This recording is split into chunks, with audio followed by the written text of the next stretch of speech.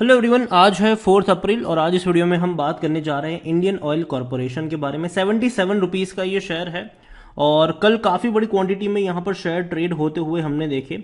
1 करोड़ से भी ज़्यादा का वॉल्यूम्स कल हमें यहाँ पर देखने को मिला। देखा जाए तो ये एक सरकारी कंपनी है और लॉन्ग टर्म के लिए मैं इसको बेहतर मानता हूं, लेकिन तब जब ये आपको सस्ता मिल रहा हो। आपकी बाइंग प्राइस कभी हाई लेवल पर नहीं होनी चाहिए। अगर आपकी बाइंग प्राइस लोअर लेवल पर होती है तो ही आपको फायदा यहां पर मिलता है। वीडियो में बातचीत करेंगे कि जिस प्राइस पे अभी ये ट्रेड कर रहा है वो प्राइस अट्रैक्टिव है कि नहीं, और लॉन्ग टर्म का क्या आउटलुक हो सकता है, शॉर्ट टर्म का क्या आउटलुक हो सकता है, वो सारी चीजें हम यहाँ पर डिस्कस करेंगे। लेकिन उससे पहले अगर आपने अभी तक चैनल को सब्सक्राइब नहीं किया है तो प्लीज़ अभी इसे सब्सक्राइब कर लीजिए, क्योंकि आगे भी बहुत सारे वीडियोस हैं जो आपको काफ़ी ज़्यादा हेल्प करेंगे।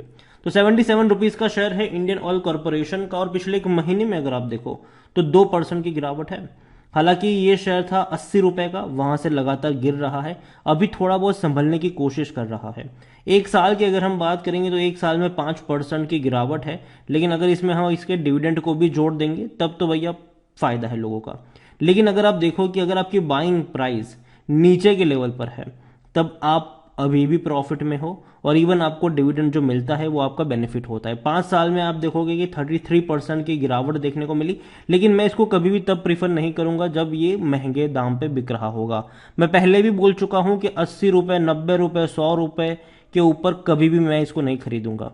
यहां पर खरीदारी के जो मौके बनेंगे वो आपको 60 से लेकर 75 के बीच में नजर आएंगे। अगर वहां पर ये आपको मिलता है तो कहीं ना कहीं खरीदारी करने की कोशिश आप कर सकते हो, लेकिन साथ में ये भी ऐड करूंगा कि किसी एक लेवल पर बहुत सारे शेयर्स भी मत खरीदना, धीरे धीरे ऐड करना ताकि आप नीचे के लेवल पर एवरेज करते चले जाओ। अब देखो मैं क्यों कह रहा हूं, क्योंकि यहां पर अगर आप देखो तो ये वो कंपनी है जो आपको हर साल अच्छा खासा डिविडेंड पे करती है।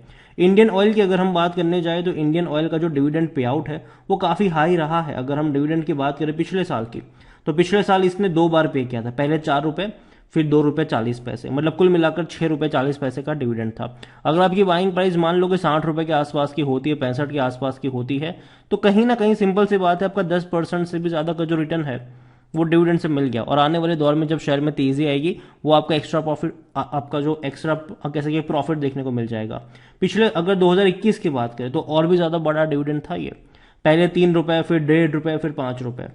इस बार मुझे लगता है कि डेफिनेटली डिविडेंड आपको देखने को मिलेगा और अच्छा डिविडेंड ही देखने को मिलेगा, क्योंकि जाहिर सी बात है सरकारी कंपनी, जो भी प्रॉफिट कमाने वाली कंपनी होती है, सरकारी कंपनी होती है, वहां पर डिविडेंड पे आउट ज्यादा रहता है, क्योंकि सरकार को ही ज्यादातर पैसा ये मिलता है डिविडेंड का और सरकार अपनी तिजोरी भरना चाहती भी है।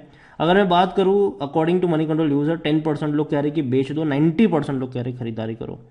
मेरी बाइंग की रिकमेंडेशन है, लेकिन अभी नहीं। मुझे लगता है कि शायद थोड़ा सा और करेक्शन आएगा और वहां पर खरीदारी के मौके बनेंगे। कहां पर वो हम आगे बात करेंगे वीडियो में, लेकिन अब इनके प्रॉफिट्स और रेवेन्यू देखो तो बढ़ रहे हैं।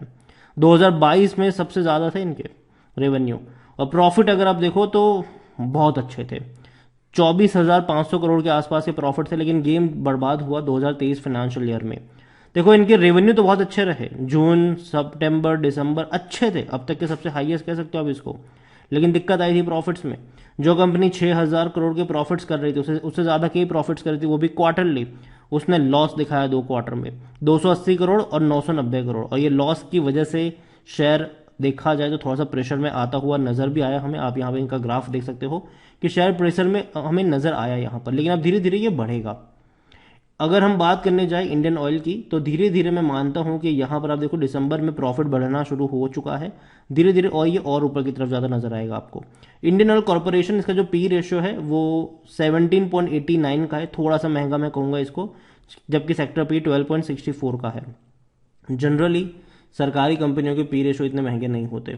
61% एनालिस्ट कहते हैं खरीदारी करो। शेयर होल्डिंग की अगर हम बात करने जाए तो शेयर होल्डिंग में जो प्रमोटर है उनके पास 51.50% की होल्डिंग है, 2% की होल्डिंग म्यूचुअल फंड्स के पास है, 9.69% की होल्डिंग डोमेस्टिक इंस्टीट्यूशन के पास है, 7.01% की होल्डिंग एफआईएस के पास है। रिटेल और अदर की मिलाकर होल्डिंग बनती है 29.81%, जिनमें से रिटेल इन्वेस्टर 4.97% की होल्डिंग लेकर बैठे हैं। ओवरऑल ये कंपनी तभी खरीदने के मौके बनेंगे जब शेयर प्राइस सस्ता हो। सस्ते से मेरा मतलब है अगर 75 रुपए के नीचे जाता है आप थोड़ी सी क्वांटिटी ऐड करिए, उसके बाद हर 5 रुपए की गिरावट में अगर आप चाहो तो इसको लॉन्ग टर्म के लिए थोड़ा थोड़ा करके ऐड करके चल सकते हो। देखो तेजी आएगी, खबरों का बाजार देखो हमेशा गर्म रहता है ऐसे कंपनियों में, और कहीं ना कहीं उसका भी इम्पैक्ट देखने को मिलता है कि शेयर में तेज़ी आ जाती है। और अगर आपकी बाइंग प्राइस आप खुद अगर आप देखिए 70 के आसपास होगी और अगर ये आपको 7 रुपये 8 रुपये का डिविडेंड देता है पर ईयर, तो कहीं ना कहीं आपका जो यहाँ पर रिटर्न है वो काफ़ी अच्छा बन जाएगा। चाहे आप इसको बैंक एफडी को भी ये बीट कर देगा, इसके अलावा कई सारे म्यूचुअल फंड्स और एसआईपी के रिटर्न से भी बेटर हो जाएगा ये। अभी के लिए इंडियन ऑयल कॉर्पोरेशन कंपनी अच्छी ज़रूर है, लेकिन फिर भी मैं मानता हूँ कि शायद शॉर्ट टर्म थोड़ा सा भारी रहेगा। रीज़न सिंपल है कि देखो ग्लोबली बहुत कुछ हो रहा है, ठीक है, ग्लोबली बहुत कुछ हो रहा है। ओपेक की बात करो, रशिया की बात करो, ऑयल में बहुत कुछ हो रहा है यहाँ पर, जिसका इम्पैक्ट जो है वो प्राइसिंग पे पड़ता है और जिसकी वजह से कहीं ना कहीं शेयर प्राइस हैम्पर भी होती है और बढ़ती भी है। शॉर्ट टर्म के लिए मैं मान के चल रहा हूँ कि अभी इसका अगर मैं यहाँ पर ग्राफ देखने की कोशिश करूँ, ऑब्जर्व करूँ, तो ये थोड़ा सा डिक्लाइन वाला मोड मुझे लग रहा है और धीरे धीरे सही ये, लेकिन यहाँ पे थोड़ी सी करेक्शन बनेगा आने वाले दौर में। और इस करेक्शन के मौके बनेंगे 75 रुपये के नीचे। 75 के नीचे जाए, थोड़ी सी क्वांटिटी अगर आप चाहो ऐड करो, उसके बाद हर 5 रुपये की गिरावट में आप चाहो तो लॉन्ग टर्म के लिए इसको ऐड करके चल सकते हो। दूसरी बड़ी बात, काफ़ी लोग ये आर्ग्यूमेंट देते हैं कि भैया आने वाला दौर तो ईवी का है, इलेक्ट्रिक व्हीकल्स का है, तब ये ऐसी कंपनियां कहाँ पे जाएंगी। तो आपको मैं बता दूं कि इंडियन ऑयल जो है ये ऑयल में तो है ही, इसके अलावा गैस में भी है। इसके अलावा कंपनी एक्सप्लोर कर रही है अपनी पॉसिबिलिटीज़ को ईवी में भी, इसके अलावा हाइड्रोजन बेस में भी यहाँ पर पॉसिबिलिटीज़ की जा रही है, वहाँ पे इन्वेस्टमेंट कर रही है। न्यूज़ भी आ गई थी, मैंने आपको बताया भी था, मैनेजमेंट ने खुद बोला था कि वहाँ पर वो अपना पैसा स्पेंड कर रहे हैं। तो कहीं ना कहीं ऐसा नहीं है कि कंपनी सिर्फ आपको ऑयल और गैस तक सीमित नजर आएगी, ये भी आने वाले दौर में भैया अपने आप को अपग्रेड करने वाले हैं, इवन करना शुरू कर चुके हैं ये। तो कहीं ना कहीं जो अल्टरनेटिव फ्यूल्स की हम बात कर रहे हैं, तो ऐसे में ये भी कंपनी होगी जो इसका एक बड़ा मेजर चंक खाती हुई नजर आएगी। तो मेरे हिसाब से कंपनी पुरानी ज़रूर है, लेकिन अपने आप को अपग्रेड भी कर रही है साल दर साल, और इसीलिए टिकी हुई भी है लंबे समय से। और मैं कहूँगा कि यहाँ पर खरीदारी के मौके तभी बनेंगे जब सस्ता मिल रहा होगा, जब महंगा मिल रहा होगा तब नहीं बनेंगे यहाँ पर खरीदारी के मौके। खरीदारी करी है, बनी रही है इंडियन ऑयल में। और जहाँ तक बात है फ्रेश बाइंग की, तो जैसे कि मैंने कहा 75 रुपये के नीचे जाता है, थोड़ी सी क्वांटिटी चाहो तो ऐड कर सकते हो, बाकी की हर 5 रुपये की गिरावट में लॉन्ग टर्म के लिए ऐड करते चले जाओ। और यहाँ पर मैं लॉन्ग टर्म की बात करूंगा, शॉर्ट टर्म की नहीं, क्योंकि शॉर्ट टर्म में ही पता है क्या होगा, 2-3 रुपये ऊपर चढ़ेगा, 2-3 रुपये नीचे आएगा, ये वाला गेम चलता रहेगा यहाँ पर कुछ दिनों के लिए, कुछ महीनों के लिए, तो ऐसा होता रहेगा। लेकिन लॉन्ग टर्म में डेफिनेटली धीरे धीरे ही सही, लेकिन ऊपर की तरफ जाता नजर आएगा। और एक अच्छा डिविडेंड पे आउट जो स्टॉक्स है वो भी आप इसको कंसिडर कर सकते हैं।